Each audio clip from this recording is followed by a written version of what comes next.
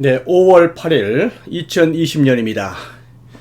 계속해서 코로나가 진행되고 있는데 오늘 하나님께서 주신 말씀 살펴보면서 함께 우리 하나님의 말씀을 통해서 은혜 받고 또 하나님의 말씀을 아는 그런 시간 갖도록 하겠습니다. 오늘 하나님의 말씀 창세기 11장 5절로 10절입니다.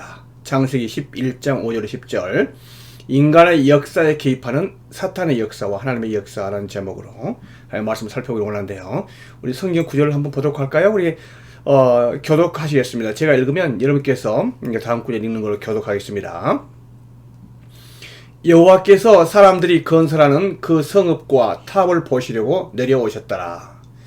여호와께서 이르시되 이 무리가 한 족속이요 언어도 하나이므로 이같이 시작하였으니 이후로는 그 하고자 하는 일을 막을 수 없으리로다.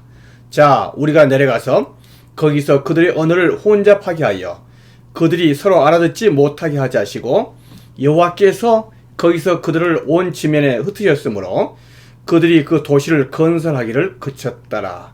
그러므로 그 이름을 바벨이라 하니 이는 여호와께서 거기서 온 땅의 언어를 혼잡하게 하셨음이니라. 여호와께서 거기서 그들을 온 지면에 흩으셨더라. 셈의 족보는 이러하니라. 셈은 100세 곧 홍수 후 2년에 알박삿을 낳았고 그랬습니다. 우리 아이들이 같이 예배드리죠? 아이들을 위해서 같이 영어로 읽어보도록 하겠습니다. 한 목소리로 다 같이 읽어보겠습니다. 시작. But the Lord came down to see the city and the tower that the men were building. The Lord said, If as one people speaking the same language, they have begun to do this, then nothing they plan to do will be impossible for them. Come, let us go down and confuse their language, so they will not understand each other. So the Lord scattered them from there over all the earth, and they stopped building the city. That is why it was called Babel, because there the Lord confused the language of the whole world. From there the Lord scattered them over the face of the whole earth. This is the account of Sam 2 years after flood. Then Sam was 100 years old. He became the father of Arphaxad. 네, 우리 오늘 설교 제목이요, 인간의 역사에 개입하는 사탄의 역사와 하나님의 역사, 이런 제목으로 하나님의 말씀을 살펴보기 원하는데 이 제목이 어떤 제목입니까? 하나님의 인간의 역사에는 하나님의 역사, 여기서 보니까요, 역사라는 말이 우리나라 말 같지만은 한문이 다르고 또 영어가 다릅니다. 인간의 역사에 개입하는, 인간의 역사라는 것은 휴먼 히스토리죠. 우리가 알고 있는 히스토리. 거기에 개입하는 사탄의 역사, 이 역사라는 것은 일이에요. 일, work죠. 예, 사탄의 역사가 있고, 사탄이 하는 일이 있고, 또 하나님께서 하시는 일이 있다 이 말이죠. 하나님의 역사. 그래서 Satan's work and God's work in human history, 이러한 제목이 되겠습니다. 인간의 역사에 개입하는 하나님의 역사와 사탄의 역사, 이렇게 되겠습니다. 우리가 본문을 읽었고요. 우리가 지금까지요, 창세기 말씀을 묵상해 오던 중에 있습니다. 코로나 때문에 정상적인 우리가 주일날 하는 그런 예배 설교라기보다도 어떤 성경 통독적인 관점에서, 통관적인 관점에서 성경 공부 위주로, 왜냐면 이 시간에 이 인터넷 방송을 보고 계신 분들이 이렇게 성경을 펼치면서 혼자 홀로 계신 분들이 많이 있으실 것 같아서 성경을 공부하는 것처럼 설교를 듣도록 하기 위해서 제가 성경 통독적인 관점에서 쫙 이렇게 제가 성경 통독을 인도하고 있습니다. 가스펠 바이블 아카데미 인도하고 있는데, 예, 그런 관점에서 여러분들이 동참하시면 좋을 것 같아서 조금 이렇게 좀 길지만 이렇게 하고 있는데요. 내용에 있어서 상당히 깊습니다. 그리고 우리가 보통 그냥 듣는 설교보다도 훨씬 수준이 있다고 이렇게 볼 수가 있습니다. 여러분께서 그걸 아시고 이렇게 이 시간에 임해 주신다면은 많이 도움이 될 걸로 이렇게 보입니다. 창세기입니다. 우리 창세기를 살펴보는 중에 있죠. 창세기 주제가 뭡니까? 여러분들 창세기는 다 아시잖아요. 창세기 몇 번 읽어보신 분도 계시고 성경 펼치면 제일 먼저 나오는 책이기 때문에 창세기 압니다. 그리고 우리 또 다 아는 것처럼 생각되지만요. 여러분 창세기 이렇게 만만한 책이 결코 아닙니다. 창세기는 아주 심오하고 깊고 또 우리의 그 깊은 영적 언더스탠딩 이해력이 필요하고 요구됩니다. 창세기의 주제는요. 인류 역사를 주관하시는 하나님의 절대 주권 이렇게 되어 있습니다. 인류 역사가 시작됐죠. 그 인류 역사 진행되고 있죠. 거기에 하나님께서 개입하시는데 그 하나님께서 단순하게 제3자의 위치에서 개입한 게 아니고 하나님께서는 그냥 당사자 입장에서 그걸 주관하고 계십니다. 인간의 역사를요. 하나님의 절대 주권으로 주관하고 계신다. 그걸 우리가 창세기를 통해서 알게 되는 건 아니겠습니까? 주제 인류 역사를 주관하시는 하나님의 절대 주권입니다. 창세기는요. 크게 두 부분으로 나눌 수가 있겠습니다. 원역사와 족장의 역사입니다. 1장부터 11장까지는요. 원역사라고 볼 수 있고 12장부터 50장까지는 4대 인물이 나오는 족장의 역사다 이렇게 볼 수가 있습니다. 그래서 원역사 있습니다. 그 다음에 족장역사 이렇게 되는 거죠. 이렇게 할 때 원역사가 무슨 뜻입니까? 원역사. 원역사에는 네 가지 사건이 나옵니다. 창조, 타락, 홍수, 바벨탑 사건 이렇게 되겠습니다. 여러분 이 네 가지 사건을 기억하시고 계셔야 되겠죠? 창조, 타락, 홍수, 바벨탑 사건 이걸 원역사의 4대 사건이라고 볼 수 있습니다. 우리가 족장의 역사에는요 네 인물이 나오죠. 창세기 12장부터 50장까지 해서 네 인물 여러분께서 다 아시는 그런 사람들이에요. 누굽니까? 아브라함이 나오고요. 아브라함의 아들이었던 이삭, 다음에 이삭의 아들이었던 야곱, 요셉 이렇게 나옵니다. 족장의 인물 4대 인물이 나온 것을 우리가 보게 되는 거고요. 이렇게 할 때 우리가 지금까지 창세기 1장부터 11장까지 살펴보았습니다. 그러던 중에 원역사를 살펴보는데 원역사 이렇게 해서 원역사 이게 무슨 뜻입니까 여러분? 원역사라는 게요. 원역사라는 것은 영어로 primeval history입니다. primeval이라는 것은 뭐냐면은 원시적인 태고의 이렇게 되겠습니다. 우리가 조금 더 쉬운 단어로 본다면 선사시대 이렇게 볼 수 있겠죠. 선사시대 역사 이전 인간이 역사를 기록하잖아요. 글로. 그래서 역사가 기록되기 이전에 그때 당시에 역사를 갖다가 prehistory 이렇게 볼 수가 있겠죠. 또는 primeval history 원역사다 이렇게 말하고 있습니다. 그래서 원역사인데 그 중에서 선사시대 그것 중에서도 가장 처음에 해당되는 부분요. 가장 처음에 그 역사를 갖다가 원역사 이렇게 보고 있습니다. 원 할 때 이 원역사라는 것은 으뜸 원자 아닙니까? 으뜸 원자 시작이라는 뜻이죠. 무슨 뜻입니까? 원자가 왜 이렇게 생겼나요? 원자는 두 이변에 사람 인변 이렇게 해서 원자가 된 거거든요. 시작이라는 뜻입니다. 모든 게 시작할 때 원조 또 원시 이렇게 말하잖아요. 이렇게 볼 때 원자가 들어가는데 이게 두 이에 사람 인자가 할 때 시작이 될까요? 이 한문이 참 재밌잖아요. 이건 두 사람을 의미합니다. 누굴까요? 두 사람이. 그렇죠? 아담과 이브, 아담과 하와 이 두 분이 인류 역사의 시작이 되는 거예요. 그래서 원역사 할 때는 두 사람부터 시작되는 겁니다. 그래서 원역사 이렇게 되겠죠. 그래서 원역사는요 4대 사건이 있습니다. 방금 전에 살펴보았지만은 창조, 타락, 다음에 뭐가 있다고요? 홍수, 바벨탑 사건 이렇게 해서 네 사건이 원역사의 기록이라고 볼 수 있습니다. 창세기 1장부터 11장까지가 기록되어 있죠. 그래서 우리가 지난주까지 이 부분을 살펴봤고 오늘 또 마지막으로 살펴보는 그런 시간을 갖게 될 것입니다. 지난주에 하나님께서 노아에게 이 방주를 지으라 이렇게 말씀을 하셨습니다. 노아가 이 방주를 다 이렇게 지었다 이렇게 말했었죠. 그래서 그 길이가 300규빗이었고 높이가 30이 되는 큰 정말 지금으로 말하면 컨테이너선처럼 큰 그런 배였었지만 노아는 하나님께서 말씀하신 대로 다 준행하였더라 이렇게 했습니다. 그래서 노아의 그 믿음을 보게 되는 건 아니겠습니까? 노아가 하나님의 말씀에 순종하였었던, 세상의 평가보다도 온 가족이 120년간이나 이 노아가의 방주를 지은데 전심했었던 바로 그거 아니겠습니까? 노아의 믿음과 순종을 우리가 볼 수가 있습니다. 그런 중에 마침내 홍수, 하나님께서 말씀하셨던 그 홍수가 생기게 된 거죠. 그때가 노아가 600세 되던 해달했습니다. 600세. 600세라는 것은 창조 후에 1656년째가 되겠습니다. 노아가 1056년에 태어났으니 창조 후 1056년에 태어났으니까 600년 후니까 1656년이 된다고 볼 수가 있습니다. 그때 하나님께서 말씀하셨던 그 홍수가 터졌습니다.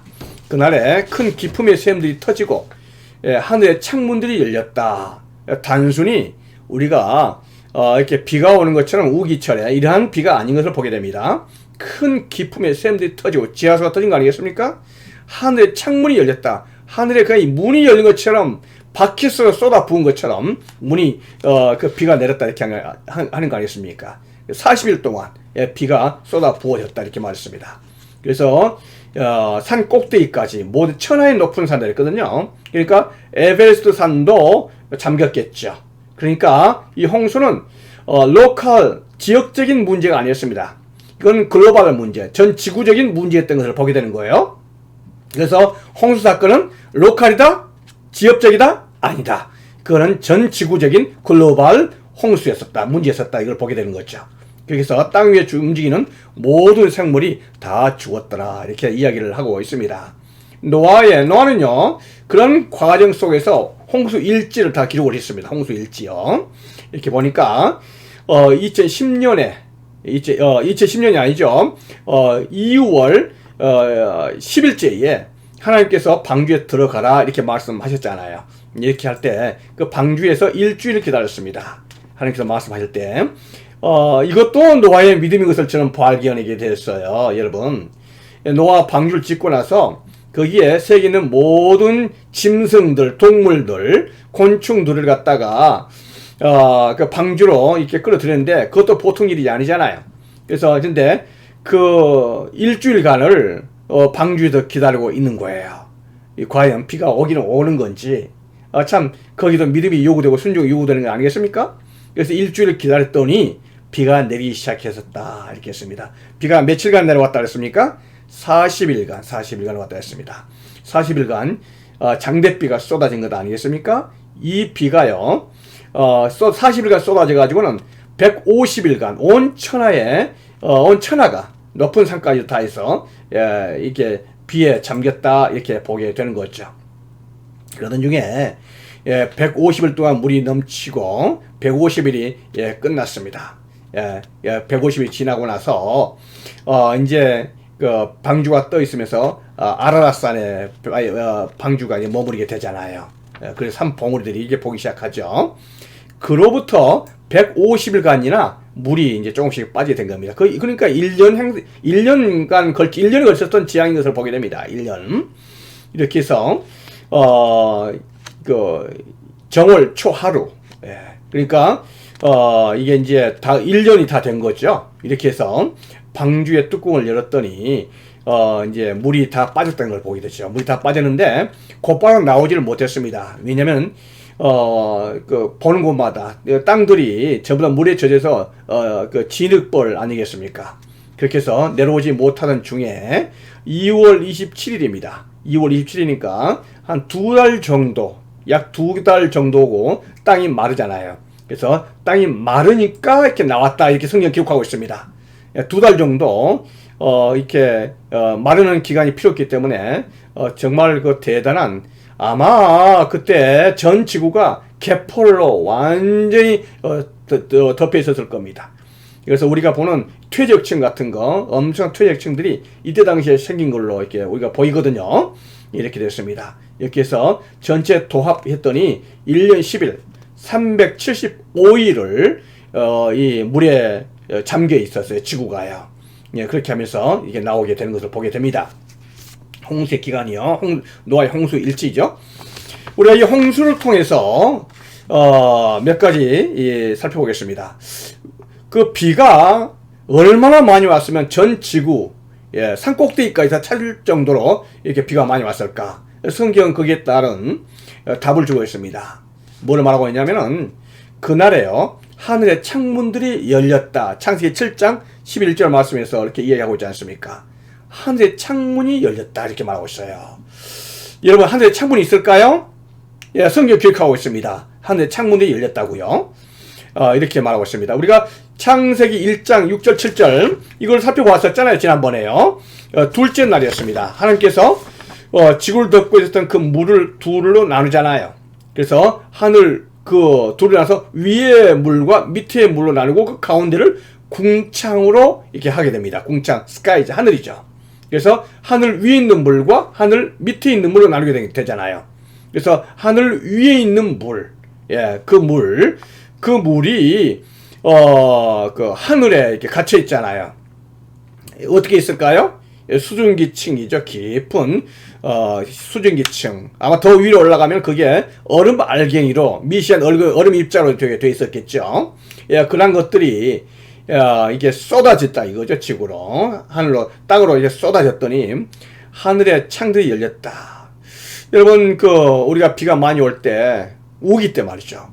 한번 비 오기 시작하면은 엄청나게 오잖아요. 마치 바켓으로 쏟아 붓듯이 한 순식간에 엄청난 물이 쏟아진 것을 보게 됩니다. 그게 바로 노아의 홍수 때 그랬다 이렇게 말씀하고 있는 것이죠. 또 그 물의 근원들이 어디에 있냐면요. 성경은요. 기품의 샘들이 터졌다 이렇게 말씀을 하시고 계십니다. 그날에 큰 기품의 샘들이 터졌다 했어요. 무슨 뜻일까요? 기품의 샘들. 지하수 아니겠어요? 지하수. 이 지하수가 터졌다 이렇게 이야기하고 있죠. 여러분 지하수가 터졌다는 이야기는 그냥 저절로 터지지는 않잖아요. 이거는 큰 지진이 있었다는 것을 의미하고 있습니다. 또 화산 폭발이 있었다는 것을 의미하죠. 이 지구 밑에는 엄청난 지하수층이 있습니다. 근데 그 지하수층이 어떤 지진과 같은 지각 변동을 일으키면요 터져 나오는 거죠. 그때 이 노아의 홍수 때요 이 기품의 샘들이 터져서 큰 지진이 생기고 화산이 터지고 아마도 당시에 지금의 대륙에 갈라지는 엄청난 지각 변동이 있었던 걸로 이렇게 이야기하고 있습니다. 그래서 우리가 지도에 봤었던 그 엄청난 어마어마한 지각의 변동, 아메리카 대륙하고 아프리카 대륙이 갈라진 것처럼 어마어마한 대륙, 이 변동들, 다음에 오스트레일리아, 호주가 떨어져 나가는 이런 큰 변동들, 지각 변동들, 이런 것들이 노아의 홍수에 있었던 큰 지각 변동이 있지 않나 이렇게 보고 있는 것이죠. 우리가 이렇게 볼 때요, 기품의 샘들이 틀 때 화산 폭발이 납니다. 지진도 일어날 뿐만 아니라요. 화산 폭발이 나면 이 화산재가 지구를 덮은 거죠. 하늘을 덮은 거 아니겠습니까? 그렇게 된다면은 다음에 비가 그쳤을 때도 태양빛이 지구에 이렇게 전달되지 못합니다. 그런 말미암아 지구는 이게 깊은 겨울로 들어가게 된 거죠. 무슨 뜻일까요? 이러기 때문에 지구에 바로 큰 뭐가 온 겁니까? 빙하기가 찾아온 걸로 이렇게 보게 되는 거예요. 빙하기가요.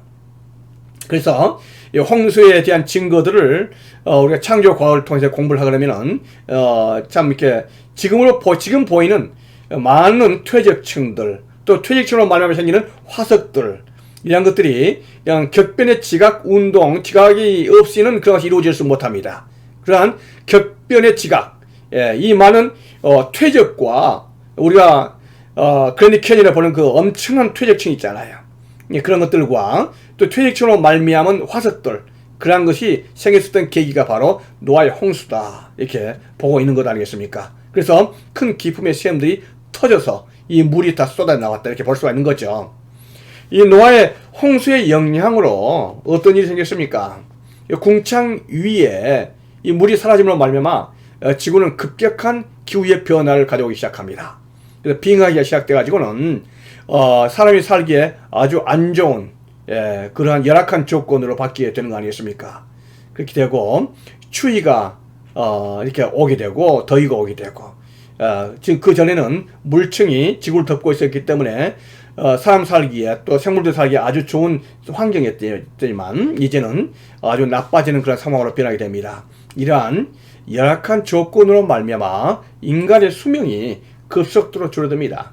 우리 이것을 볼 때요, 노아까지 9대죠. 아담 이후 9대 노아 아니겠습니까? 노아가 950살까지 살았습니다. 무드셀라 같은 경우는 몇 살 살았나요? 969세. 거의 1000년을 살았습니다. 그렇게 살만한 환경이 있었죠. 완벽한 삶을 살 수 있는 환경 아니었겠습니까? 그런데 노아의 홍수 이후에는요, 우리가 그림에서 보는 것처럼 인간의 수명이 급속도로 줄어들기 시작합니다. 이렇게 해서 급속도로 인간 평균 수명이 노아 이전에는 900살까지 912세였었는데 노아 이후에는요, 아브라함까지 평균 나이가 317세로 노아는 175세로 이게 줄어들게 됩니다. 이게 지구의 환경이 아주 열악하고 나빠졌다 이렇게 볼 수가 있겠죠. 그걸 어떤 이유들일까요?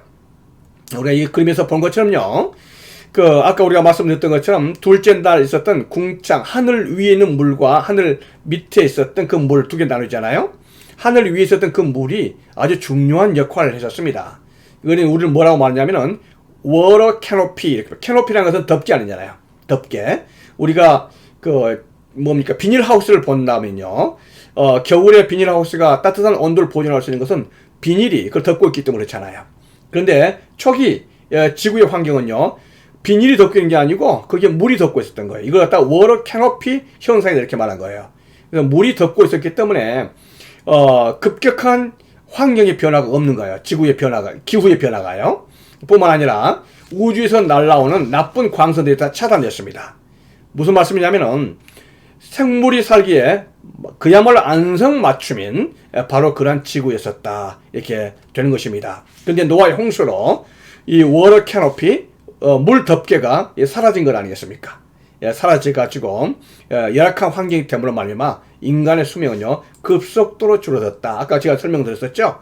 그래서 노아 이전에는 노아가 950살까지 살 정도로 1000년을 사는 바로 인생이 있었는데 노아 이후에는 급속도로 인간 수명이 짧아지는데, 우리가 아브라함을 또 예를 들어서 살펴보도록 하죠. 아브라함은 노아의 홍수 이후에 352년 정도, 350년 살았던 그런 삶이었습니다. 그랬었는데, 노아 홍수 이후 350년 만에 아브라함은 몇 살 죽었습니까? 175세 죽었거든요. 노아는 950세. 노아에서 아브라함까지는 10대입니다. 10대니까, 10대 정도밖에 안 됐죠? 10대니까 350년이라고 말했지만요, 아브라함 나이는 175세로 줄어들게 됩니다. 그래서 성경 속에서 노아의 홍수로 말미암아 이 지구와 환경이 아주 나빠졌다 이렇게 볼 수가 있습니다. 하나님께서는 노아의 홍수 이후에 사람들에게 축복과 언약을 주신 것을 보게 됩니다. 노아에게 먼저 축복의 말씀을 주시죠. 창세기 9장 1절입니다. 하나님이 노아와 그 아들들에게 복을 주시며 생육하고 번성하여 땅에 충만하라. 뭡니까? 뭐가 생각납니까? 아담에게 주었던 그 축복 아니겠어요? 아담에게도 복을 주시며 생육하고 번성하여 땅에 충만하라 이렇게 축복을 주셨잖아요. 이제 노아에게도 똑같은 축복을 주신 겁니다.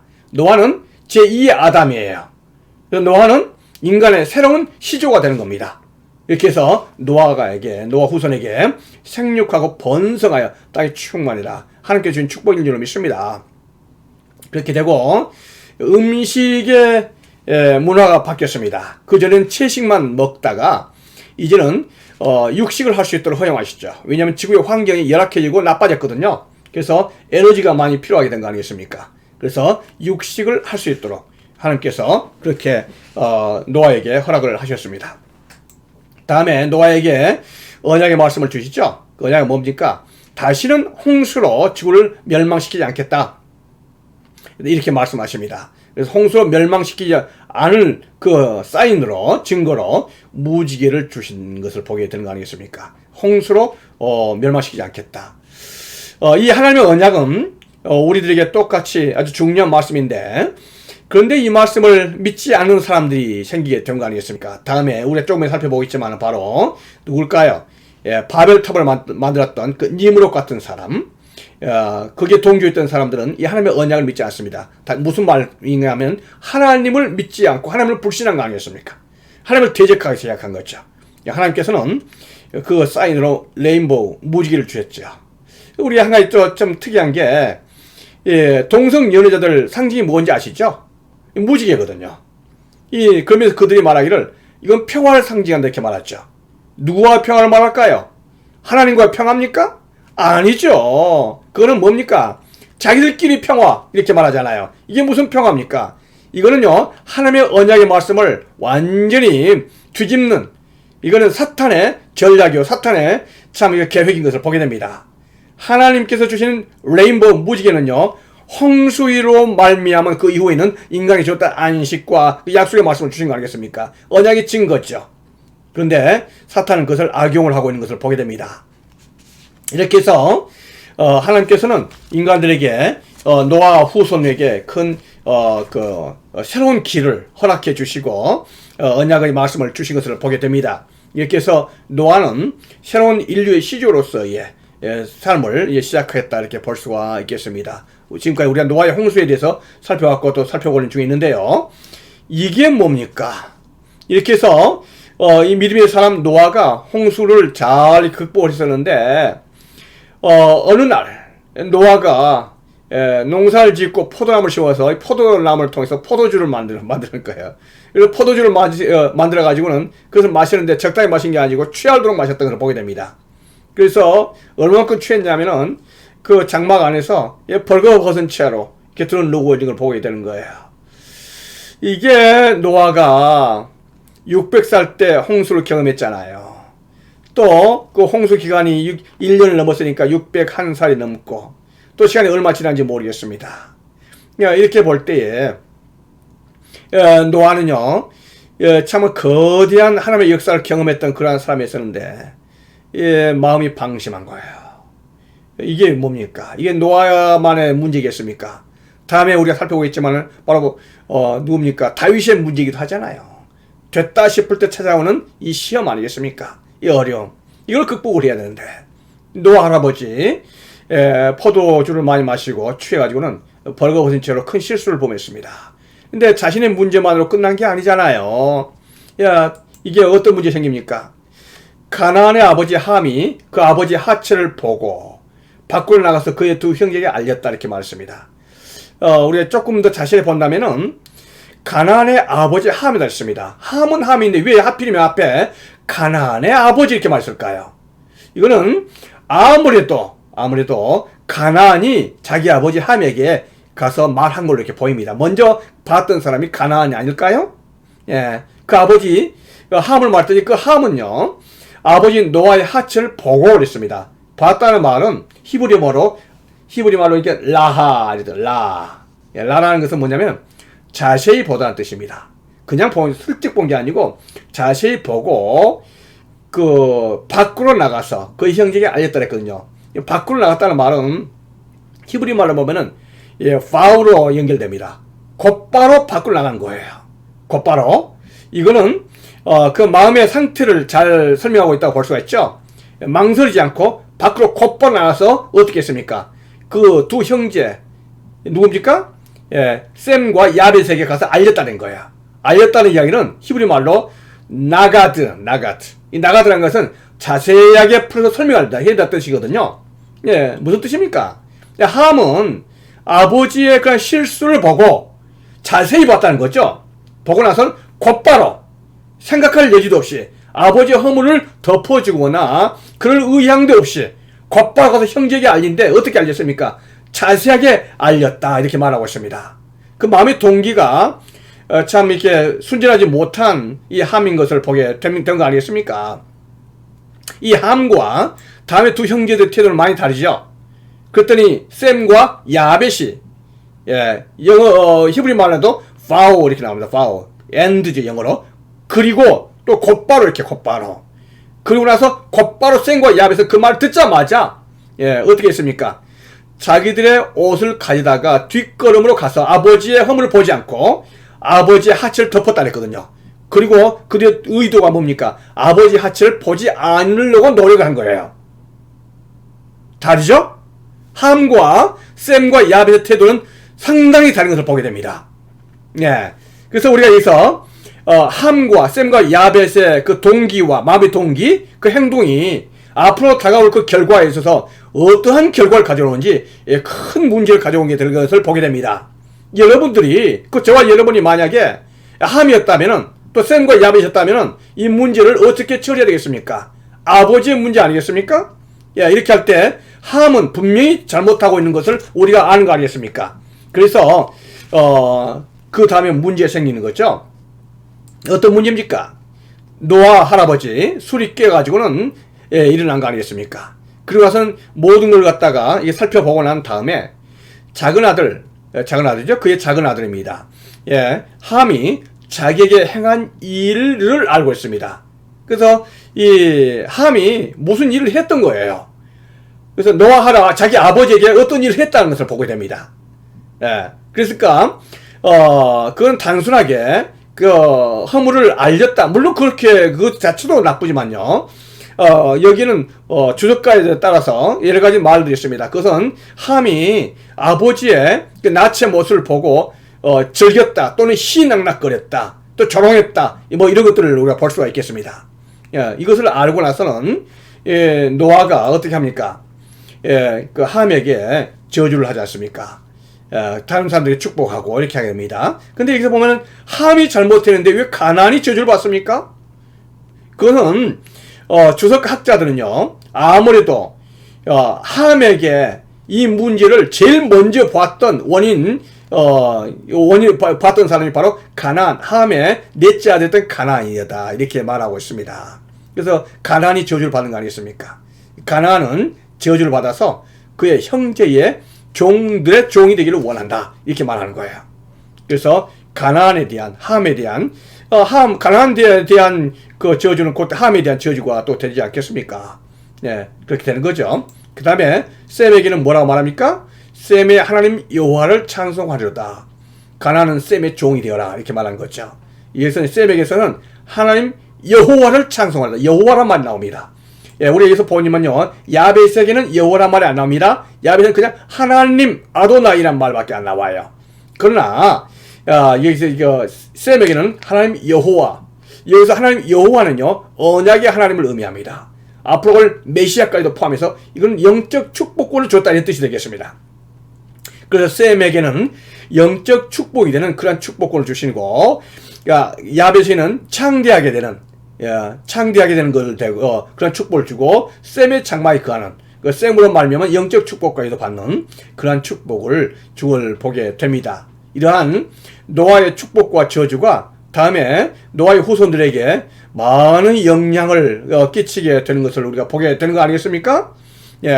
그래서 우리가 노아의 족보가 창세기 10장에 나옵니다. 노아의 족보를 보면요, 노아는 셈, 함, 야벳을 통해서 70명의 자손을 거느리는데 이 70명의 자손이 전부 다 하나의 부족장이 됩니다. 그러니까 70부족을 거느리게 되는 거죠. 그래서 노아의 족보가 이렇게 나오는데, 노아 족보 한번 살펴볼까요? 노아가 있죠. 거기에 셈과 함과 야벳이 이렇게 있는 것을 보게 됩니다. 이렇게 되고 이 함을 보면요, 함의 아들은 구스와 미스라임과 붓과 가나안이요 그랬습니다. 장남이 구스죠. 막내 넷째가 가나안이다 이렇게 말하고 있습니다. 근데 가나안이 여기 있고, 다음에 장남에서 구스가 있습니다. 구스를 통해서 누가 나옵니까? 바로 니므롯이 나옵니다. 우리가 조금 후에 살펴보는 바로 바벨탑을 쌓았던 니므롯이 바로 구스의 아들 보게 되고요. 다음에 이 니므롯이 탄생한 것은 홍수 후에 101년이 지나서 이렇게 된 것을 보게 됩니다. 101년 후에 니므롯이 나오게 된 것을 되고요. 셈의 족보를 본다면요, 셈이 여기에 이렇게 되고 알박삿을 낳고 이렇게 하면서 셈의 족보가 흘러가게 된 것을 보게 됩니다. 노아를 통한 70민족이 탄생한 걸 보게 되고요. 이렇게 볼 때 노아의 족보를 통해서 민족들이 갈라지죠. 이렇게 볼 때 함의 아들은 구스와 미스라임과 붓과 가나안이 있습니다. 그래서 함의 족속들이 이쪽에서 살게 됩니다. 가나안, 드단, 쿠스 이쪽으로 살게 되는 거죠. 예, 다음에 이쪽은 누굽니까? 셈의 아들은 엘람과 아스르와 아르박삭과 룻과 아람이요 이렇게 했습니다. 그래서 셈의 아들들 이렇게 됐습니다. 셈의 아들들이니까 지금으로 말하면은 이 아시아권에 있었던 우리도 우리 한국 사람들도 셈의 후손이라고 볼 수가 있겠죠. 예, 셈의 이렇게 했습니다. 아르박삭이 나오고 아르박삭을 통해서 다음에 아브라함이 나오게 되는 거죠. 다음에 야벳입니다. 야벳의 아들들은 고멜과 마곡과 마대와 야완과 두발과 메섹과 디라스요 이렇게 했습니다. 이러한 그 노아의 후손들의 영역의 분포를 우리가 볼 수가 있겠고요. 이렇게 하면서 이러한 것들은요, 이러한 족보들이 나오는데 선사시대의 족보, 인류의 문화 인류학적으로 anthropological research를 할 때 이러한 족보는요, 다른 어떠한 곳에도 얻을 수가 없습니다. 오로지 성경에만 있는 내용입니다. 그러니까 성경이 이러한 인류의 족보를 선사시대 이전의 족보를 우리 연구하는 데서 유일한 레퍼런스라는 사실을 아셔야 됩니다. 참고서적이죠. 성경은요, 이런 중요한 정보를 우리에게 제공을 하고 있습니다. 그래서 인류의 아담 이후에 새로운 인류의 시조였던 노아로 말미암아 인류의 분포가 이렇게 있는 것을 보게 됩니다. 이렇게 해서 이렇게 되고 우리가 여기서 한 가지 잠깐 한번 살펴볼 게 있습니다. 뭐냐면은 두발이 여기 있고 고멜이 여기에 있거든요. 그래서 두발과 고멜이 누구의 아들이었습니까? 야벳의 아들들이잖아요. 야벳의 아들 장남이 누굽니까? 고멜이 있고 그다음에 두발 이렇게 나옵니다. 두발이 나오고 고멜이 이렇게 나오거든요. 이걸 우리가 잠깐 한번 살펴보려고 그럽니다. 왜냐면 제가 성경을 보는 가운데 있어서 연구했더니 아주 흥미로운 부분이 있어서 그렇습니다. 그래서 이 시간에 한번 같이 여러분들하고 같이 이 문제를 한번 보면서 살펴보는 것이 도움이 될 거로 생각이 됩니다. 여러분들이 혹시 아르메니아를 아시죠? 아르메니아. 아르메니아 여기 있습니다. 수도가 에레반이죠. 아르메니아가 있고 옆에가 아제르바이잔이 있고 그 위에가 조지아가 있습니다. 조지아가 있고 이렇게 된 것을 보게 됩니다. 그 지도를 또 다시 한번 볼까요? 이렇게 볼 때 여기에 아라라산이 여기 있습니다. 여기 아라라산이 있고 여기에 러시아가 여기 있습니다. 다음에 여기가 이란이 있죠. 이란. 다음에 여기가 아제르바이잔입니다. 이란도 그렇고 아제르바이잔도 그렇고 완전히 회교죠. 무슬림입니다. 다음에 터키도 무슬림 아니겠습니까? 이렇게 되고 여기에 바로 아르메니아가 있습니다. 다음에 여기가 조지아가 옛날에는 러시아 옛 소련의 영토라고 볼 수가 있죠. 이렇게 있습니다. 자 이렇게 되는데요. 우리가 여기를 그 산맥이 여기 있잖아요. 산맥이요. 산맥이 있는데 이 산맥이 코카서스 또는 러시아 용어를 쓴다면 카프카스 산맥입니다. 여러분이 학교에서 공부할 때 이거 살펴보셨죠? 코카서스 산맥 또는 카프카스 산맥이라고 합니다. 이게 왜 중요하냐면은 닥터 데이비드 로우라는 사람은요, 여기가 옛날에 에덴 동산이었지 않는가 하면서 이 부분을 통해서 깊이 연구를 했던 사람입니다. 그래서 우리 그렇게 말하는데요. 재밌는 것은요, 여기에 그 아제르바이잔, 아르메니아하고 조지아의 특산품이 뭐냐면은 바로 이 와인입니다. 와인. 세계 가장 특산품이라고 그래요. 최고로 좋은 와인이 바로 아제르바이잔하고 아르메니아하고 조지아라고 이렇게 말합니다. 죄송합니다. 지금 설교 시간에 포도주 이야기를 해서 죄송한데 제가 그렇게 이걸 말씀드리는 그 이유가 있습니다. 여기가 조지아하고 아르메니아가 왜 이렇게 특산품 포도주가 최고로 좋은 특산품일까? 이거는 방금 전에 우리가 봤던 바로 노아의 바로 후손들이기 때문에 노아 할아버지 그 포도주가 그도 연결되는 것을 우리가 보게 되면서 참 이렇게 역사적으로 또 이게 하나의 증거들이 기록된 것을 보게 되는 거 아니겠습니까? 여기가 아라라산입니다. 이거는요 앞에서 보는 게 아르메니아에서 본 그 광경입니다. 우리가 방금 전에 아르메니아하고 조지아를 봤는데요. 한번 살펴볼까요? 여기서 볼 때 있습니다. 여기에 아르메니아가 있고 여기 조지아 있습니다. 터키하고 이란하고 아제르바이잔 또 러시아 그쪽 영토는요 거의 대부분 모슬렘이 자리 잡고 있습니다. 모슬렘이죠. 그런데 조지아하고 아르메니아는요 여러분 기독교인가요? 정교회와 기독교 합쳐가지고는 거의 90% 이상이 여기에 크리스찬인 걸 보게 됩니다. 놀랍죠? 그 이유가 뭘까요? 그래서 많은 사람들에게 이 부분이 참 궁금하기도 합니다. 그래서 여기에 그 알메니아에서 보는 그 풍경 아니었습니까? 우리가 코르비압 수도원에서 봤었던 그건데요. 이 알메니아 재미있는 나라인데요. 알메니아 국장이 이렇게 있습니다. 국장. 근데 국장이 이렇게 있는데 깃발 아니겠습니까? 국장인데 여러분 이거 자세히 한번 보세요. 이거야 이거. 여기에 이 가운데 이거 있습니다. 이게 뭐처럼 보입니까? 이거 좀 더 확대해 볼까요? 확대 이렇게 되겠습니다. 확대하려면 뭐가 있을까요? 산이 있잖아요. 산이. 그 산 꼭대기에 뭐가 있습니까? 뭐 덮어놓은 것 같기도 하고 바로 이 산 꼭대기에 있는 게 바로 노아의 방주란 뜻입니다. 재밌잖아요. 놀랍죠? 아르메니아 국장이 뭘 의미하고 있습니까? 아라랏산과 뭡니까? 노아의 홍수를 그대 국장에 삼을 정도로 이렇게 보입니다. 알메니아 사람들을 만나서 보면 그들의 후손이 그들의 선주가 바로 노아라는 것을 그 사람들이 말합니다. 지금도 노아의 후손이라는 것을 그 알메니아 후손들은요 당당하게 이야기를 하고 있습니다. 그래서 알메니아는요 아주 참 재미있는 우리에게 뭔가 생각하게 만드는 그러한 나라가 분명합니다. 그래서 알메니아가 이렇게 됐습니다. 우리가 잠깐 옆으로 생각 같지만은 유익한 그 정보이기 때문에 한번 살펴보았고요. 이렇게 해서 노아의 홍수가 그 마무리되고 그로부터 시간이 지났습니다. 100년이 지났습니다. 100년이 지나가지고 사람들이 아까 했던 코카서스 지방에서부터 흘러내려온 거 아니겠습니까? 어디까지 왔냐면은 시날 평지까지 왔다 그랬습니다. 지금으로 말하면 바벨론, 이쪽 바벨론, 이라크 쪽까지 내려온 거 아니겠습니까? 그래서 그들이 동방으로 옮기다가 시날 평지를 만나 그랬어요. 시날 평지. 시날 평지라는 것은 쉬나르죠. 이거하고 슈메르와 같은 뜻입니다. 그 슈메르 문화가 바로 만들어준 곳이 이 시날 평지입니다. 인류 최초의 문명 아니겠습니까? 그래서 슈메르 문화, 시날 평지를 만나가지고 그 사람들이 만나가지고 하는 말이 벽돌을 만들어서 견고히 굽자 이렇게 말하는 거예요. 벽돌 갖다가 흙으로 벽돌을 만드는 거 아니겠어요? 근데 그걸 갖다가 흙으로 만들어가지고는 그걸 굽자 이렇게 말하는 거예요. 여러분 흙벽돌을 갖다가 구우면 얼마 단단해집니까? 그건 지금에 얼마 그 공법이 만들어진 게 얼마 안 됐습니다. 그래서 벽돌 갖다가 구우면 더 단단해진 거 아니겠습니까? 타일처럼. 근데 그 벽돌 사이에 지금까지는 진흙으로 했었지만 이제는요 역청은 타르 아니에요. 타르를 통해서 방수 역할까지 다 감당하는 이걸 통해서 바벨탑을 쌓은 거예요. 인간의 당시의 문화가 참 사람들의 지능이 굉장히 높은 것을 보게 됩니다. 이렇게 해서 탑을 쌓는데 바벨탑을 탑 꼭대기를 하늘에 닿게 하자 이렇게 말한 거죠. 그렇게 해서 우리 이름을 내고 온 지면에 흩어짐을 면하자 이렇게 했습니다. 이 보면 그 사람들이 바벨탑을 쌓은 동기를 말하고 있죠. 뭡니까? 그 탑 꼭대기까지 쌓자. 뭡니까? 하나님과 동등하고 대등하게 하는 그 위치까지 가자는 거죠. 그리고 누구 이름을 낸다고요? 우리 이름, 인간의 이름을 내자. 이렇게 인간의 이름을 위해서 쌓자 이렇게 말하는 거 아니겠습니까? 왜 그럴까요?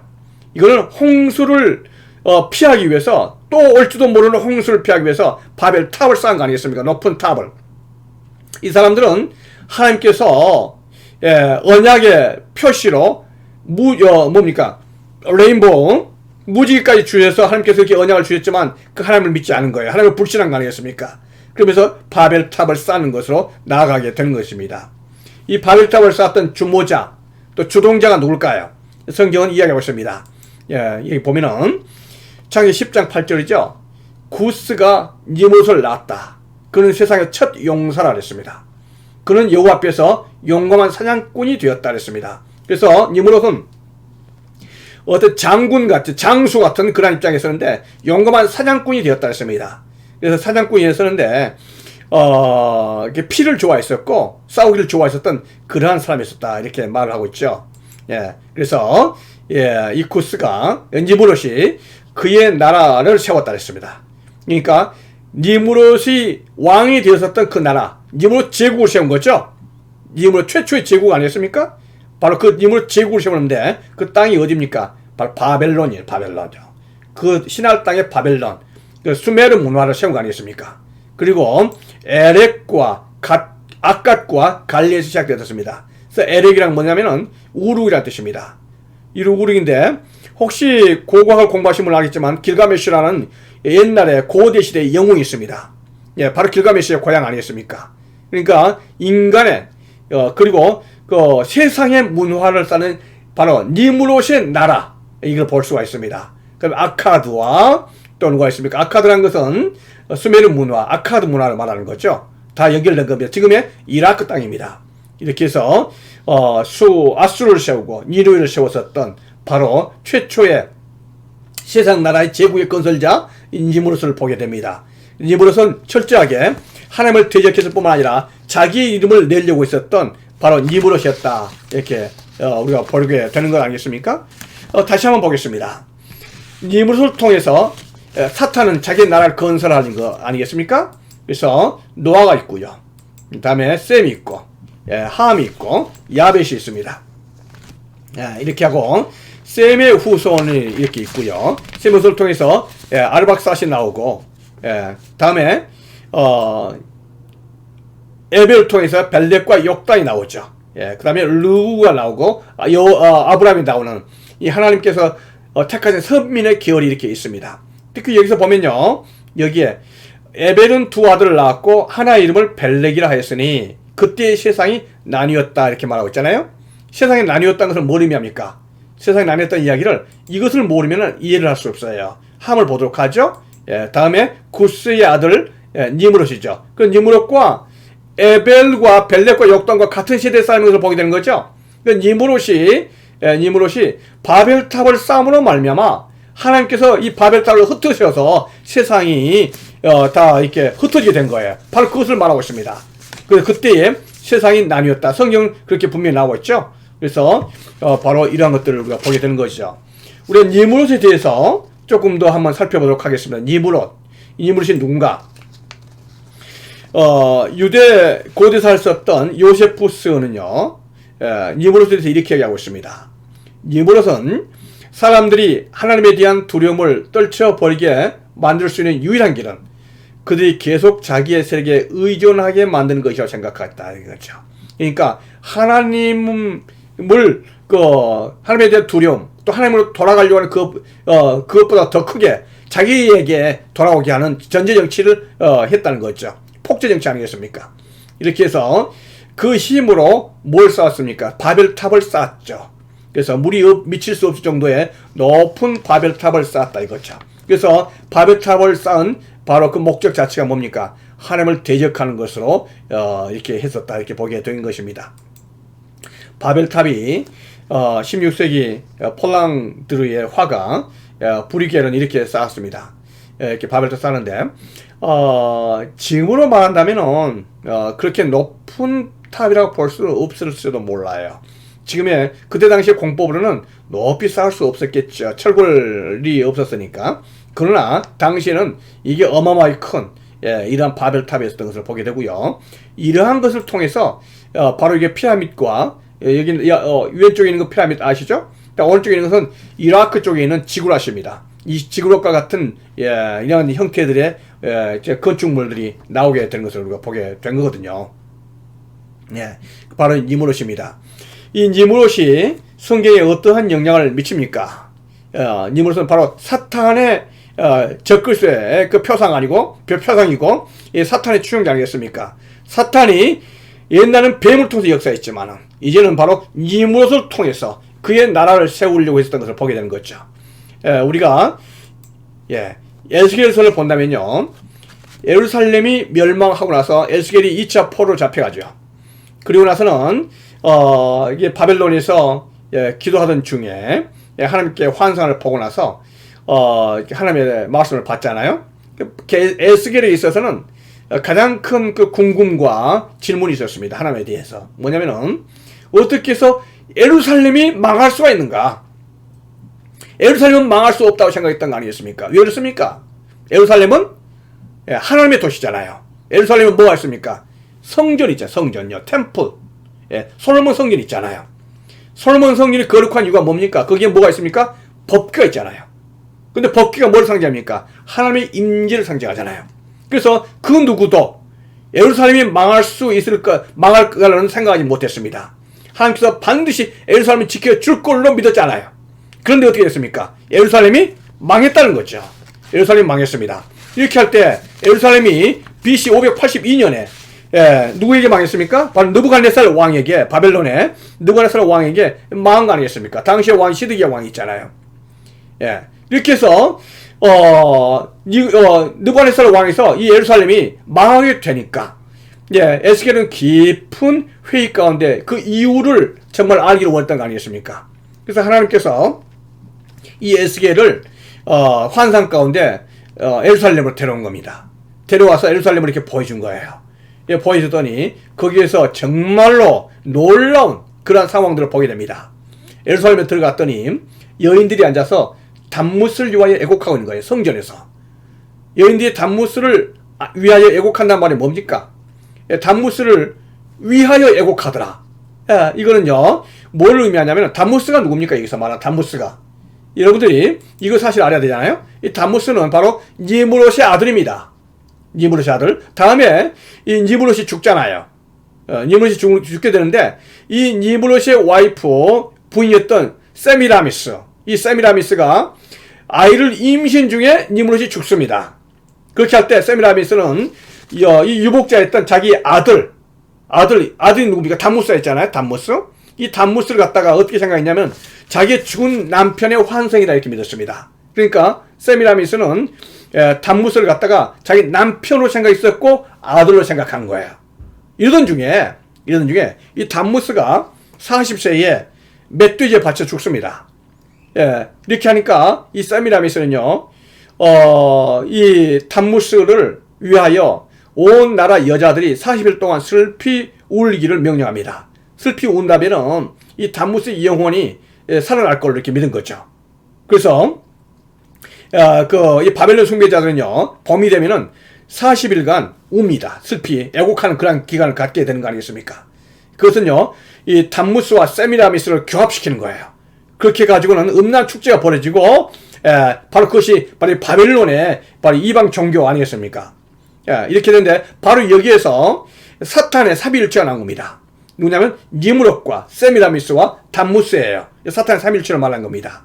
그래서 바로 이 니므롯, 이 담무스를 위하여 애곡했다는 말은 뭐냐면은 바로 이런 바벨론의 우상 숭배가 솔로몬의 성전 가운데서 법궤가 있는 곳에서 이루어지게 된 거 아니겠습니까? 바로 그래서 솔로몬의 성이었던 예루살렘은요, 그야말로 우상 숭배로 바빌론의 우상으로 니므롯의 우상으로 꽉 찼던 것을 보게 됩니다. 그래서 이미 예루살렘은 성전으로서의 기능이 상실된 거 아니겠습니까? 하나님의 영광이 떠나는 거죠. 그래서 하나님께서 예루살렘을 멸망시켰다. 바로 그걸 말씀하시고 계시는 거예요. 그래서 우리가 조금 더 살펴볼까요? 세미라미스가 있습니다. 세미라미스가 볼 때는 자기 아들 니므롯은요, 그 담무스이면서 뭡니까? 자기 아들이면서 또 뭡니까? 자기 남편이거든요. 그러니까 세미라미스는 담무스를 안고 있을 때 자기 남편을 안고 있는 것처럼 보이는 거예요. 그래서 이 바벨론 신화에서 보면은 세미라미스는요, Queen of Heaven 그랬습니다. 뭡니까? 하늘의 여왕이라는 뜻이에요. 그렇기 때문에 어떻게 해석이 됩니까? Mother of God이에요. 하나님의 어머니로 이 세미라미스가 이 우상 숭배화 되는 거 아니겠습니까? 바로 여기에서 세미라스와 니므롯과 담무스의 이 삼각관계적인 내용들이 바로 나오게 되는 겁니다. 이 바벨론 우상이죠. 이렇게 하면서 이스라엘에서는 뭡니까? 바알, 아세라 신들, 다음에 다이아나, 아데미, 애굽에서는 오시리스와 그 아들 홀수의 관계, 이러한 것으로 이게 발전이 되게 된 겁니다. 뭡니까? 바로 이거 아니겠습니까? 그 어미 세미라미스와 그 아들 담무스, 이런 관계들 어디서 봅니까? 바로 천주교에서 보지 않습니까? 그래서 이러한 것들이 바로 깊이 바벨론 신화가 예루살렘 성전으로 들어와서 숭배될 때 예루살렘은 이미 그 기능을 상실한 거 아니겠습니까? 하나님께서 바로 그것 때문에 예루살렘을 멸망시켰다 이렇게 말씀하고 계십니다. 여러분, 우리가 지금 니므롯에 대해서 살펴보고 있습니다. 바벨탑을 쌓았던 그 니므롯, 바로 그 니므롯입니다. 사탄은 이 니므롯을 통해서 역사하고 그의 나라를 건설해 가는 거죠.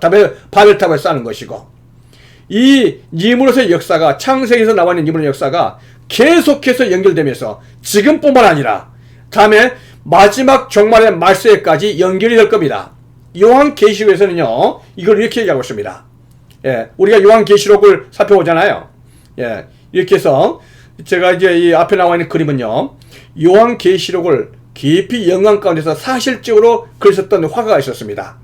나와 있는 것처럼요, 패트 말벤코 스미스라는 사람이 이렇게 했던 그 그림을 제가 가지고 있는데, 이 그림이 요한계시록을 설명한 사실적인 표현으로 아주 잘 되어 있습니다. 그래서 가감하지 않고 성경에 나와 있는 그대로를 잘 이렇게 그려보려고 노력했던 사람이죠. 이게 보면 사탄의 삼일체가 있죠? 용이 있고, 그 다음에 두 짐승이 있습니다. 이렇게 볼 때, 이 용이, 이제 두 짐승에게 힘을 주는 거 아니겠습니까? 한 사람이 누구예요? 한 짐승이 나오는데, 이 적그리스도를 말하고 있습니다. 예, 뿔이 열이요, 머리가 일곱이라. 왕관을 썼고, 머리는 신성 모독하는 이름들이 있더라. 이렇게 말했습니다. 짐승은 표범 같고, 곰의 발 같고, 사자의 입 같은 그런 것이 있고, 이렇게 했습니다. 큰 권세를 지녔다고 이렇게 말하고 있잖아요. 그리고 용이 짐승의 권세를 주므로, 사탄이죠. 용은 사탄이 짐승의 권세를 주었더니 신성 모독하는 말을 하고 42달 동안 일할 권세를 받았을 뿐만 아니라 하나님을 비방하고 하늘에 사는 자들을 비방했다 이렇게 했습니다. 하나님의 사람들을 비방했다 이렇게 말하고 있죠. 적그리스도를 이야기하고 있습니다. 그렇게 해서 이 적그리스도가 큰 권세를 받아서 성도들 갖다가 환난 가운데 던지고, 이렇게 말했습니다. 여기서 성도를 잡아 죽이고 이렇게 말했거든요. 바로 이게 요한계시록에 나와 있는 그런 내용 아니겠습니까? 이 적그리스도에 대한 부분입니다. 또 다른 짐승이 나오죠? 그 또 다른 짐승은요, 땅에서 올라왔습니다. 이 거짓 선지자를 의미합니다. 어린 양같이 두 뿔 있고 용처럼 말하더라. 감언 이설을 말하는 거죠. 종교 지도자를 말합니다. 어쩌면은 천주교의 교황을 의미할 수도 있습니다. 양처럼 보이지만은 바로 사탄에게 그 힘을 받았었던 그러한 짐승 아니겠습니까? 그렇게 해서 큰 이적을 행하고 불이 하늘로부터 땅에 내려오게 하는 그러한 기적까지도 베풉니다. 왜 그럴까요? 이렇게 함으로 말미암아 사람들을 미혹하는 거 아니겠습니까? 그렇게 해서 짐승에게, 용에게, 사탄에게 다 경배할 수 있도록 하기 위해서, 바로 그러한 거짓 선지자 역할을 하는 거죠. 그래서 그 총명한 자는 그 짐승의 수를 세어보라. 짐승의 수는 바로 666이라 했던 그 짐승입니다. 이렇게 해서 바로 이 짐승에 대한 부분들을 보게 됐습니다. 이 사탄의 삼위일체를 말하게 된 거죠. 이게 창세기에 나와 있었던 그 내용들이요, 이게 요한계시록까지 흘러가면서 결국은요, 백마탄 바로 메시아 예수님의 재림이 있게 되고, 아마겟돈에서 어떻게 됩니까? 이 예수님께서, 메시아께서 이 거짓 선지자를 또 용도를 전부 이렇게 깨트린 것을 보게 되는 거 아니겠습니까? 그래서 승리하게 되는 이 놀라운 이 승리, 이게 결국은 뭡니까? 창세기에 있던 내용이요, 요한계시록 마지막까지 가게 되는, 바로 그것입니다. 그렇게 해서 이 니무롯의 문화가, 바벨론 문화가 계속해서 흘러갈 뿐만 아니라 지금도 우리에게 역사하고 있고, 마지막까지 이 적그리스도로 사탄의 영역으로 활동을 하고 있을 것을 이야기를 하고 있습니다. 그렇다면 여러분, 지금은 이 바벨론의 문화, 이 니무롯의 문화가 어떠한 형태로 우리에게 지금 역사하고 있을까요? 보면요, 이 진화론이 바로 그겁니다. 이 진화론이요. 이 진화론이 단순하게 원숭이에서 사람이 됐다, 이것을 말하는 뿐만 아니라 거기서 파생되어지는 그 영향이 너무나도 많습니다. 심지어는 경제학, 정치, 문화, 철학, 심리학, 심지어 신학에까지도 그 영향을 미칩니다. 신학에서는 어떤 영향을 미칠까요? 바로 동성애를 찬성하는 사람들이 있거든요. 신학자들이, 목사들이 그렇습니다. 이 사람들은요, 바로 진화론의 영향을 받은, 바로 니무롯의 영향을 받는 세속주의자들인 거죠. 아니겠습니까? 하나님의 말씀을 떠난 겁니다. 바벨론 신학자들이죠. 바로 이런 사람들입니다. 심리학, 철학, 문학, 정치학, 경제학까지도, 칼 막스즘까지도 모든 면에서 바로 이 니무롯의, 바로 바벨론의 영향을 받았던 바로 그러한 흐름들입니다. 여기에서 또 한 가지 우리 살펴보겠습니다. 우리가 프리메이슨이라는 말을 들어본 적이 있을 겁니다. 프리메이슨. 이 프리메이슨 상징이 뭡니까? 이 나오는 것처럼 상징이요, 컴파스하고 잣대, 직각자가 나오는 거죠. 이런 것을 보게 되는데, 프리메이슨을 이렇게 이야기하는 이유는 여기에 있습니다. 프리메이슨은요, 이렇게, 이 프리메이슨에 대해서 제가 지금 이 시간에는 자세히 설명하지는 않겠습니다. 언제 다음에 시간이 나면은 프리메이슨에 대해서 동영상을 만들어서 이렇게 여러분이 볼 수 있도록 이렇게 해드리겠지만서도요, 프리메이슨, 여러분들이 안 들어보셨던 분들은 이 시간을 통해서 한번 기억을 하고 계시고, 또 들으셨던 분들은 또 이렇게 한번 살펴보면 좋겠습니다. 이 프리메이슨은요, 그들 족보에서 원년을 갖다가 에녹과 니므롯을 그 시조로 봅니다. 에녹과 니므롯을 있죠. 여기서 에녹을 볼 때 에녹이 누구가 있습니까? 여기 볼 때 이 셋의 후에 했던 셋의 여섯째 아들이었던 에녹 있을 수 있습니다. 그러나 또 다른 에녹이 있었죠. 누굽니까? 가인의 아들 에녹 아니었습니까? BC 3760년경 사람입니다. 그래서 가인의 아들이었어요. 성을 쌓았던 사람 아니겠습니까? 바로 그런데 프리메이슨들이 그들 시조로 봤었던 이 에녹이 누굴까요?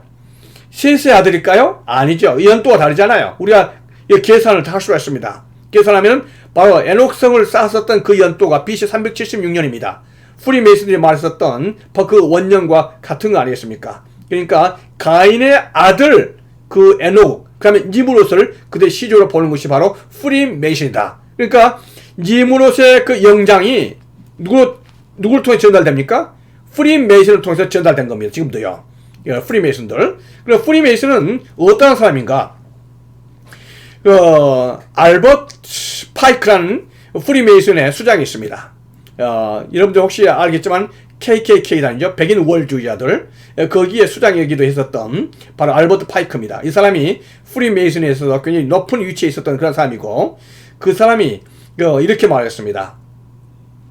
우리가 대중에게 꼭 해야 하는 말은 우리가 하나님을 섬긴다는 것이다. 자기들 하나님을 섬긴다는 거죠. 그런데 우리 하나님은 성경에 있는 그 하나님이 아니라는 거예요. 그 하나님이 누구라는 거예요? 루시퍼가 하나님 맞다는 겁니다. 루시퍼가 하나님이라는 거예요. 루시퍼는 빛과 선의 하나님으로서 인류를 위해 어둠과 악의 하나님인 아도나이와 싸우고 있다. 이렇게 말하고 있어요. 놀랍지 않습니까, 여러분? 무슨 뜻입니까? 프리메이슨들이 믿고 있는 하나님이 누구라고요? 루시퍼라는 거예요. 그러면 여기서 말하는 아도나이 하나님 누굽니까? 성경이 하나님 아니겠습니까? 그런데 이 프리메이슨들은요, 성경이 하나님을 믿고 있다고요? 아니잖아요. 뭡니까? 루시퍼를 믿고 있는 거예요. 루시퍼. 이 루시퍼 사탄이죠. 그래서 순수한 사탄주의 교리로 유지되어야 한다. 이렇게 말하고 있는 거예요. 그래서 이 사람들은요, 사탄 숭배자들입니다. 그래서 알버트 파이크는요, 사탄 숭배자였었어요. 또 한 구절을 본다면 이렇게 있습니다.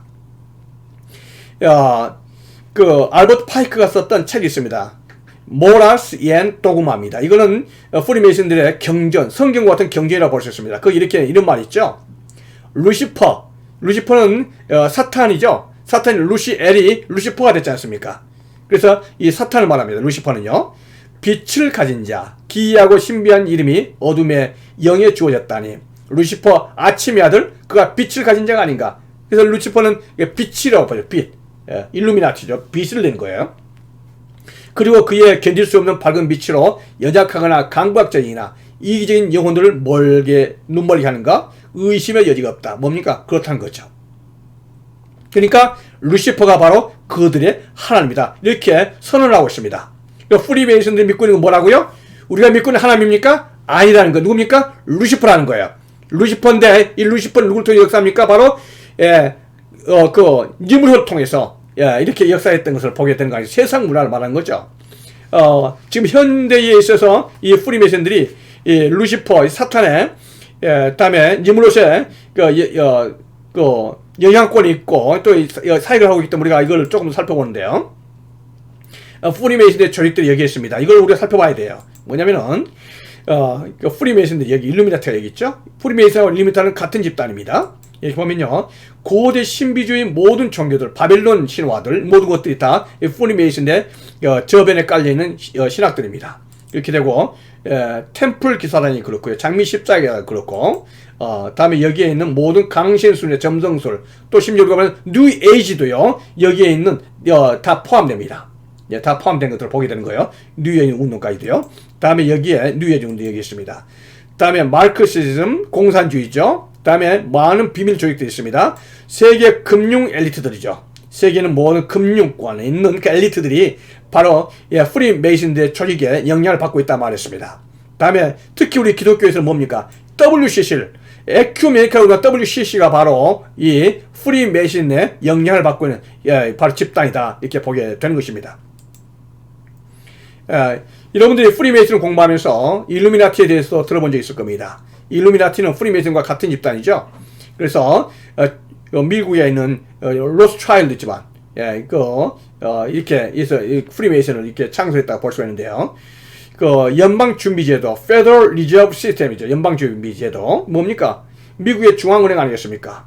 이 미국의 중앙은행이 바로 일루미나티, 로스차일드 집안에서 바로 많은 영향을 행사하고 있는 그런 곳이라 볼 수가 있죠. 놀라운 것은 뭐냐면은 연방준비제도가요, 달러를 만들잖아요. 달러 주조권을 가지고 있습니다. 그래서 모든 세계의 모든 나라는요, 바로 이 달러를 어디서 빌립니까? 연방준비제도에 빌리잖아요. 심지어 미국도 돈을 달러를 어디서 빌립니까? 연방준비제도 FRB에서 빌리게 되는 거예요. 미국의 중앙은행이 있다고요? 없어요. 미국도 돈을 미국 중앙정부에 찍는 게 아니고 연방준비제도에서 빌려다 쓰는 겁니다. 바로 거기에 문제가 있는 거죠. 예, 이게 프리메이슨의 본부입니다. 프리메이슨의 본부인데 여기에 이제 스핑크스가 있고요. 여기에 기둥이 세워졌는데 기둥이 33피트에서 33개가 있습니다. 33을 좋아하죠. 왜냐하면 프리메이슨이 바로 33도까지 이렇게 있기 때문에 그렇습니다. 이렇게 보면은 프리메이슨의 그 앞에 나오는 기둥에 이렇게 있습니다. 입구에 이렇게 앞에 이렇게 나와 있죠. 이렇게 있습니다. 뭘 의미합니까? 빛을 의미하거든요. 이 빛이 뭐였습니까? 바로 루시퍼 아니에요. 그래서 그들의 상징 자체가 이렇습니다. 그 빛이 임하는 바로 이겁니다. 태양에서 이 빛을 의미하거든요. 루시퍼를 의미합니다. 이렇게 하고 이게 프리메이슨들의 건물인데, 건물 여기에 보면은 한 동상이 있습니다. 이 동상이 무슨 동상일까요? 이 동상 제가 크게 확대해 보겠습니다. 여기 바로 이겁니다. 바로 미국의 1대 대통령이었던 조지 워싱턴입니다. 뭐라 써 있어요? 프리메이슨 and First President잖아요. 바로 조지 워싱턴이 프리메이슨의 수장이 있었어요. 첫 번째 대통령. 무슨 뜻일까요? 저는 이것을 보면서 바로 이거가 보죠. 미국의 1달러, 가장 기초 통화 아니겠습니까? 1달러는요. 거기에 나와 있는 이 그림이 누굽니까? 바로 누굽니까? 이 조지 워싱턴 아니겠습니까? 조지 워싱턴이 프리메이슨인 것을 자기가 이야기를 하고 있습니다. 이렇게 이야기하고 있죠. 네, 바로 프리메이슨 말하고 있습니다. 이렇게 보면서 여러분, 에덴 동산이 하나님께서 만드신 하나님의 나라였었습니다. 그러나 그 에덴 동산에 누가 갔습니까? 사탄이 간 거예요. 사탄도 관심이 있습니다. 미국이 하나님께서 세우신 그러한 하나님의 세운 나라가 맞죠? 하나님께서 세운, 청교도들이 세운 그 나라가 맞습니다. 이 미국을 통해서 하나님께서 중요한 역할을 하시지만, 그러나 에덴까지 찾아가서 하나님의 나라를 빼앗으려고 했었던 사탄이 미국이라고 안 하겠습니까? 미국이 언제나 모든 활동이 하나님의 뜻에 맞다고 생각하면 안 되는 거예요. 누가 올까요? 사탄이 오는 거 아니겠습니까? 사탄이 왔다는 흔적을 어디 남겼습니까? 바로 달러, 미국 통원에다 상징이 찍어놓은 거예요. 1대 대통령이 누굽니까? 바로 조지 워싱턴이 아니겠습니까? 그러니까 미국은요, 하나님의 역사와 사탄의 역사가 동시에 존재하는 곳이다. 이렇게 우리가 알아야 됩니다. 놀랍죠? 그래서 우리가 정신 똑바로 차야 되는 이유가 바로 그겁니다. 미국은 하나님의 나라가 세워질 나라이긴 하지만 사탄이 동시에 관심을 가지고 있는 바로 그런 곳이다. 이거 저희 집 근처에 있는 우리 프리메이슨 사원이에요. 제가 차 타고 가다가 사진 찍어놨습니다. 이거 보면은 바로 여기 나와 있잖아요. 노워크 메소닉 센터입니다. 여기 보면 프리메이슨 마크가 이렇게 딱 찍히는 걸 보게 됩니다. 이걸 보면은 프리메이슨이요, 우리가 생각했던 것보다 훨씬 가까이서 자기들의 그 니무롯이 가지고 있었던 그 이상을 꿈을 꾸고 있는 것을 보게 됩니다. 특히 우리 기독교에서는요, 프리메이슨들이 어디에 영향을 끼치고 있다고 했습니까? 바로 WCC입니다. 종교 통합주의죠. 교회 통합 운동이라고 볼 수 있습니다. 에큐메니컬 운동이 있었던, 뭡니까? 모든 종교가 하나로 통합된다. 종교 통합 운동입니다. 옛날은 그게 교회 통합 운동으로 가다가 이제는 WCC 전체 종교 통합 운동으로 가는 거예요. 불교든 유교든 기독교든 모슬렘이든 모두가 다 하나가 된다. 이렇게 말합니다. 총 본부가 어딜까요? WCC. 바로 UN의 종교분과, 거기가 많은 역할을 하고 있는 거 아니겠습니까? 한국에 얼마 전에 WCC의 의장이 있었던 사람이 누굽니까? 가장 교회에 나쁜 영향을 미쳤었던 그런 사람 아니겠습니까? 누구나 말 못하지만은, 제가 말할 수 있으면 방송이 때문에 말 못합니다. 이 WCC가 바로 그런 곳인데, 우리가 그 정치를 똑바로 해야 되는 게 뭐냐면은, 여러분, 이석철 스님이라고 여러분 불교에서 그분이 했었던 이야기가 있습니다. 제가 이걸 스크립트에서 기록을 해놨어요. 뭐라고 했습니까? 그 사람이 이렇게 했습니다. 사탄이여 어서 오십시오. 나는 당신을 존경하며 예배합니다. 당신은 본래로 거룩한 부처입니다. 사탄과 부처란 허망한 거짓 이름일 뿐 본 이름은 추호도 다름이 없습니다. 이렇게 말한 거예요. 당신을 부처로 볼 때 인생의 모든 문제는 근본적으로 해결된다. 이렇게 말했습니다. 와, 여러분, 불교가 누구를 섬긴다고요? 사탄을 섬기고 있는 거잖아요. 사탄을요. 이게 이성철 스님, 불교에서 당시에 참 그 종교를 봤었던 그 사람이 하는 말입니다. 그러니까 절에 가면은 얼마나 귀신이 많습니까? 예, 그래서 바로 이런 것들. 또 정형경 교수 1991년에 그때 호주 캔버라에서 WCC 총회를 했었는데요. 제가 그때 당시에 신학교를 다녔었는데 그때 이런 일이 있어서 한번 참 난리가 난 적이 있었습니다. 바로 정형경 교수, 이화여대 기독교 교육학과 교수입니다. 뭐라고 말했습니까? 이렇게 말했습니다. 오소서 우리들의 신앙의 조상 아브라함과 사라에 의하여 이용당하고 버림받은 검둥이 여종 이집트 여인 하갈의 영이여, 오소서 그의 아내 바세바에 대한 다윗 왕의 역정 때문에 다윗에 의하여 전쟁터로 보내져 죽임을 당한 충성스러운 군인 우리아의 영이여, 오소서 수소폭탄에 의해 죽은 히로시마와 나가사키에서 죽임을 당한 사람들의 영이여. 이렇게 하는 거예요. 심지어는 뭐라고 말합니까? 오소서 십자가의 고통을 당하고 죽임을 당한 우리 해방자, 우리의 형제 예수의 영이여. 이런 식으로 WCC에서 한단 말이죠. 종교통합운동을. 여러분, 여기에서 복음이 있습니까? 이게 성경적입니까? WCC는 잘못된 거예요. 예, 이러한 관점에서 볼 때 우리가 WCC 또 이런 것들 잘 알아야 됩니다. 그래서 프리메이슨들이 WCC 교회, 특히 복음주의적인 교회를 파괴시키기 위해서 WCC 운동을 하는 겁니다.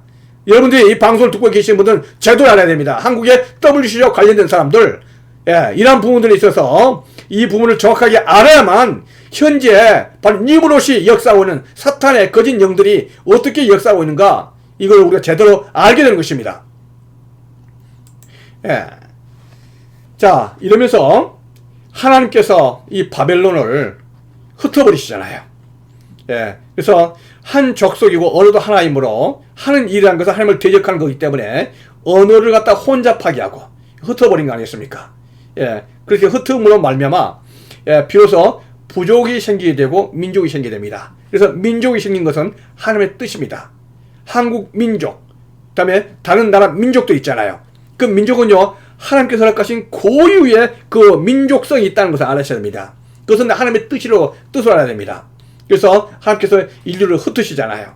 흩으시고 나셔서 하나님께서 하나님의 나라를 세우심에 있어서 하나님의 백성을 세워야 되지 않겠어요? 하나님의 나라의 3조 요소가 뭐라 했습니까?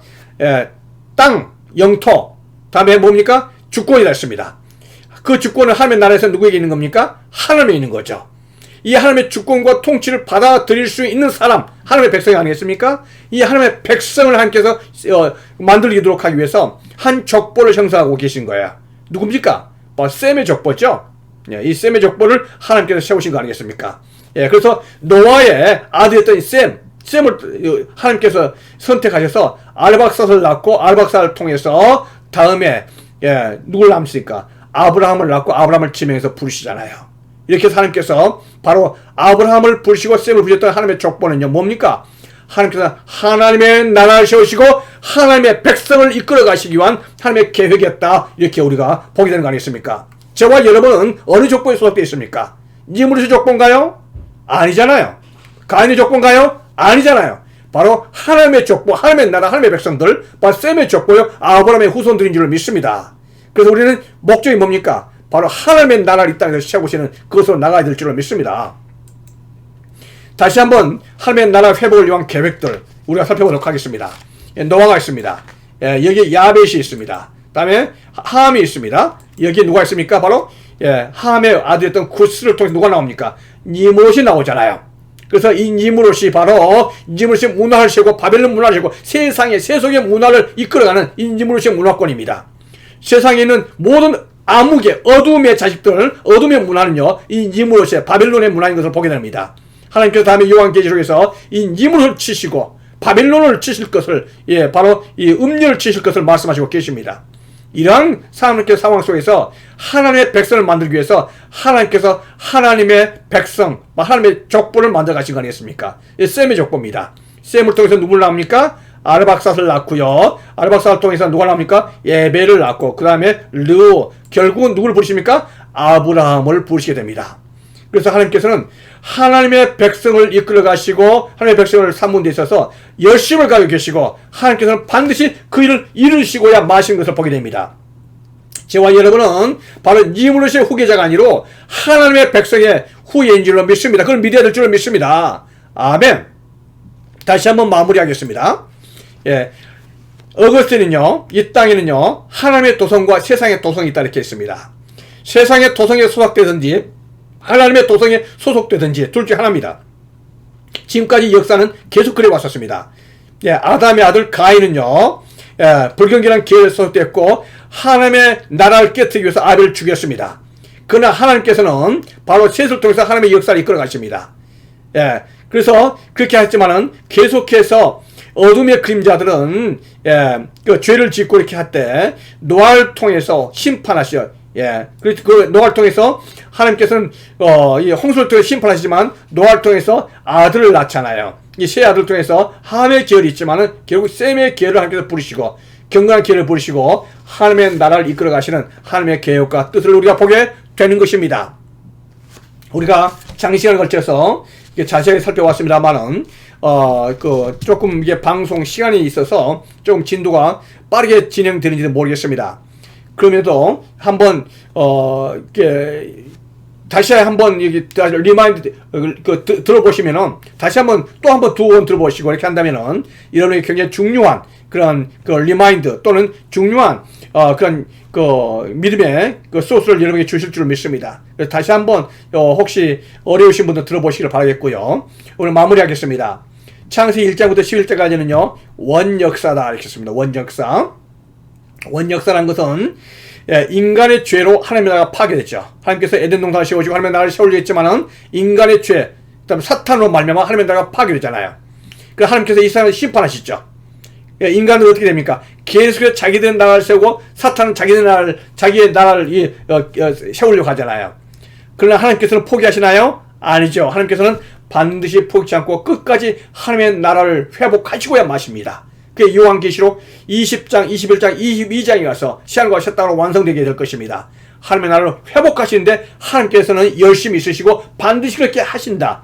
이 일을 위해서 하나님께서는 하나님의 사람들을 부르신다. 누구를 부르셨어요? 바로 셈의 후예, 아브라함의 후예였던 저와 여러분을 부르신 줄을 믿습니다. 우리가 하나님의 나라를 회복하는 하나님의 백성으로서 이 사명과 이 분명한 우리가 그 컨셉을 가지시고 나가셔서 하나님의 편에 서서 하나님께 영광을 돌려드릴 수 있는 귀한 여러분들 되기를 축원드리겠습니다. 아멘. 감사합니다. 안녕히 계십시오.